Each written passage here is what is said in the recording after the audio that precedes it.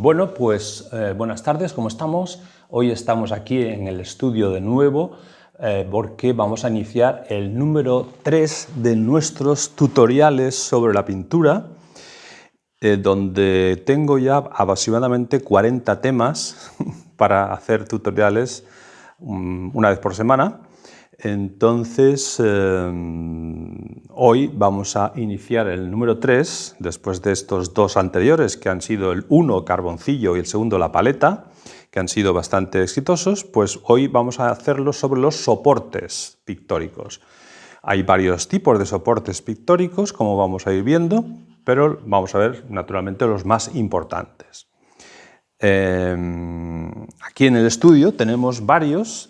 Por ejemplo, aquí lo más cercano es la tabla.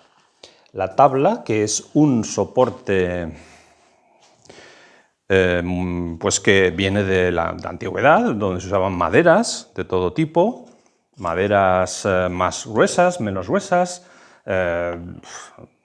Hay muchísimas tradiciones y estudios y tratados sobre la madera en la pintura desde tiempos inmemoriales, que fue precisamente uno de los soportes anteriores al lienzo, que es bastante posterior. Y antes incluso de la madera, pues tenemos el papel. El papel es otro de los elementos que podemos utilizar de una manera inicial en el tema de los soportes. Aparte del papel, pues tenemos también el lienzo, como decía.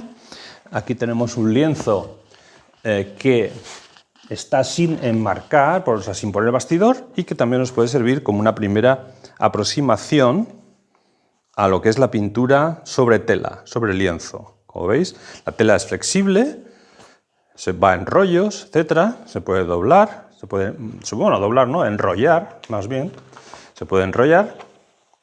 Y esta tela, pues, si no la quieres así, aunque este es un sistema fantástico para transportar, para enviar, por ejemplo, pues, si no la quieres enrollada, la puedes estirar en un bastidor. Puedes estirar en un bastidor de madera, con lo cual queda completamente rígida. Soporte, que no hemos hablado. Esto es una puerta metálica, por ejemplo, y entonces también entra dentro de la categoría de soportes. También se puede pintar sobre maderas, puertas de madera, puertas metálicas, o sobre la pared directamente, murales sobre la pared. Es decir, pero bueno, esto era una excusa para ver este concretamente, que está pintado sobre una puerta metálica, ¿vale? Es otro soporte más. Ahora os voy a enseñar el papel continuo, que es un material muy interesante porque sirve, como veis, va en balas de este tipo. Se puede comprar en cualquier comercio que vendan papel y cartón para embalar, etcétera, etcétera. El papel continuo no es muy caro y entonces sirve para dibujar los bocetos o cualquier tipo de ensayo. Como veis, el papel continuo se dobla fácilmente, se puede limpiar con el carboncillo que vimos y ahí dibujar todo lo que se quiera para empezar a romper mano a la hora de dibujar. Ese es otro de los soportes importantes donde también se podría pintar. Lo que pasa que este papel en concreto no es muy impermeable, no es muy resistente, por lo tanto para pintar sería difícil. Pero tenemos otra cosa que es el cartón.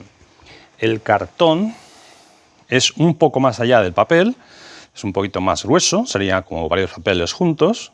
Hay diferentes grosores, como veis, este es bastante fino, pero hay otros muchos. Aquí tengo más cartones más grandes con diferentes grosores. Y también está el cartón ondulado pero eso es para embalar, que ya veremos también en otro momento. Aquí tenemos otra bala que es de papel craft. El papel craft es un papel más grueso también que el continuo que acabamos de ver. Es más grueso, como veis tiene un sonido distinto. Y este papel craft se utiliza para hacer patrones en corte y confección. es bastante más sólido que el continuo y sirve para pintar perfectamente, para pintar cosas pequeñas o grandes, como se quiera. Es un papel que es un poco más caro que el continuo, pero que comprado así en estos rollos puede durar eternamente y hacer cantidad de cosas. El problema que tiene es que está siempre bastante curvado y para que se haga en recto pues es un poco más difícil. Pero sobre todo a mí lo que más me gusta es el cartón, como veis aquí, el cartón simple, el cartón gris, que como veis se puede pintar perfectamente. Y, de hecho, fue un descubrimiento que hice cuando estuve participando en el Supermercado del Arte. Y ahí pinté muchos cartones, como veis, con una técnica bastante rápida de pues, acrílico u óleo, lo que se quiera. Por lo tanto, este es otro de los elementos importantes de los soportes que podemos tener en pintura. Aquí os he preparado más o menos un caballete donde podemos ver exactamente el lienzo, que es la estrella, digamos, de la pintura, un lienzo preparado por mí, que ya lo explicaré, con loneta, que es una tela de las que vamos a ir viendo también hoy. La loneta de algodón es una tela, un tipo de tela, que es mucho más libre de aditivos, aunque tiene un poquito de una preparación que a veces hace interesante que se pueda, pues, por ejemplo, planchar, lavar y planchar para quitarle esas impurezas, esas cuestiones. Pero yo en concreto en este que vemos aquí no lo he hecho así, en otros sí, ¿no? Pero en esta prueba, que justamente pertenece a la serie nueva que voy a pintar de 7 cuadros que preparé el otro día, pues esta es, como dijéramos, la base de un lienzo pintado, preparado con esta tela de loneta. Como veis, el bastidor, que es esta parte de madera, ahora lo veremos sin tela para que lo distingáis, las cuñas también son elementos fundamentales de lo que es un cuadro. Aquí veis los otros bastidores que os decía, y aquí vemos un bastidor sin tela, un bastidor sobre la madera. Para el que no lo conozca, pues este es un bastidor grande. Ahí veis un poco ese bastidor de madera que luego se le pone la tela encima, y esto hay que dominarlo perfectamente si quieres dedicarte a la pintura, porque lo que no tiene sentido es que vayamos a comprar un bastidor a una tienda ya con la tela preparada y ahí nos lancemos a pintar cualquier cosa. Es decir, eso sería una aproximación, digamos, de aficionado, pero que si te interesa conocer el mundo del arte de la pintura, fijaros ahí todos los bastidores que hay, pequeños, pintados con telas, y los cartones también, que veíamos antes, también cartones pintados. Entonces decía eso, que es conveniente conocer este sistema de colocar la tela sobre el bastidor, porque es la mejor manera de dominar todo el proceso de la pintura. Tenemos que, para llegar a buen puerto, conocer todas las fases de esta cuestión de la pintura, y para ello también, por ejemplo, podemos ver que se puede pintar con la loneta sobre madera directamente. O sea, madera únicamente con pinzas, cogida con pinzas a un tablex. Entonces, esta loneta, como veis ahí, pues también no está preparada, está en crudo, ¿vale? La que os he enseñado yo antes, que es esta, es una preparación que hice a base de látex y pigmento, que ya os explicaré. Y gesso también.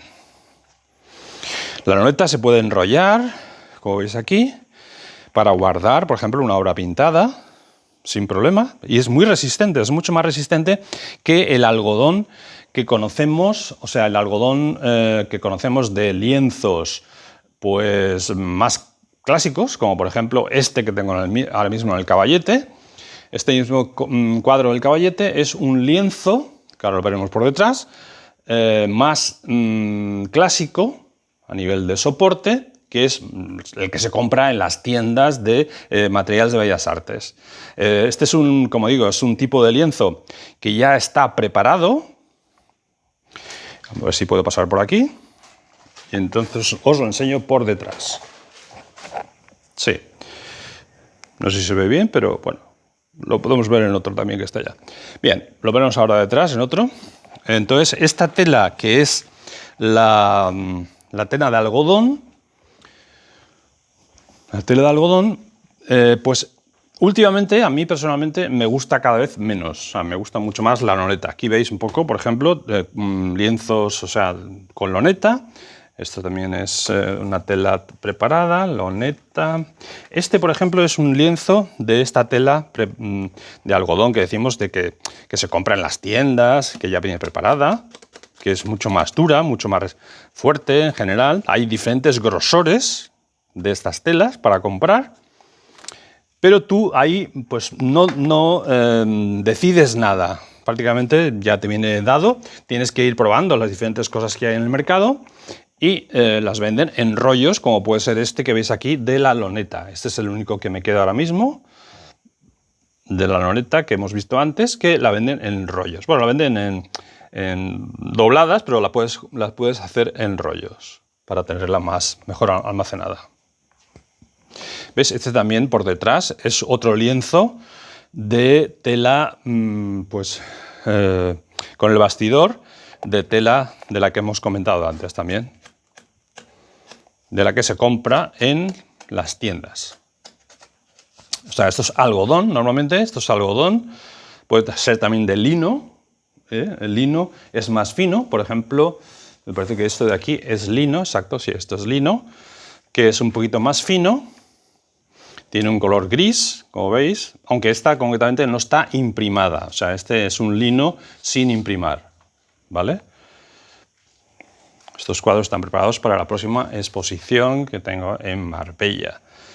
Bueno, pues ahora aquí esto. Y este, por ejemplo, es un cuadro grande, ya de la época del Palau de la Música, que sí que está también con loneta, como veis ahí. Y ha resistido perfectamente el paso del tiempo. La loneta tiene esa ventaja que es muy resistente a todo tipo de inclemencia. Existe una tabla para los soportes de todos los lienzos que hemos visto antes. Está normalizado. Hay, como veis, de